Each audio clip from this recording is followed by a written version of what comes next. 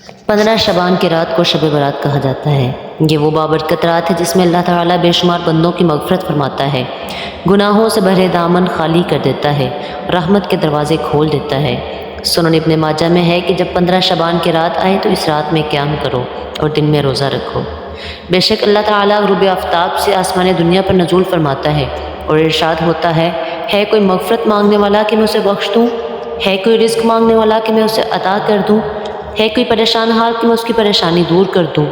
ہے کوئی ایسا یہی ارشاد فرماتا ہے یہاں تک کہ فجر طلوع ہو جاتی ہے۔ یہ رات توبہ، دعا اور اللہ تعالیٰ کی طرف رجوع کی رات ہے۔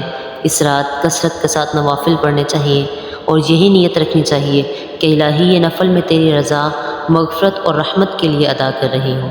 اس رات سورہ یاسین کثرت سے پڑھیں۔ 3 بار سورہ یاسین پڑھنا مستحب ہے۔ پہلی بار طویل عمر اور ایمان پر خاتمے کے لیے پڑھیں، دوسری بار رزق میں برکت کے لیے پڑھیں، تیسری بار آفات اور بلاؤں سے حفاظت کے لیے پڑھیں۔ اس رات کثرت سے استغفار پڑھیں۔ استغفر اللہ ربی من کل ذنب و اتوب الیہ، اس کو اپنا ورد بنا لیں۔ جتنا ہو سکے درود پاک کی کثرت کریں اور درود پاک کی کثرت کرنے کے بعد، ذکر اذکار کرنے کے بعد، نوافل ادا کرنے کے بعد اپنے لیے، اپنے والدین کے لیے، مرحومین کے لیے اور پوری امت مسلمہ کے لیے دعا کریں۔ آقا علیہ السلام شعبان کے مہینے میں کثرت سے روزے رکھا کرتے تھے۔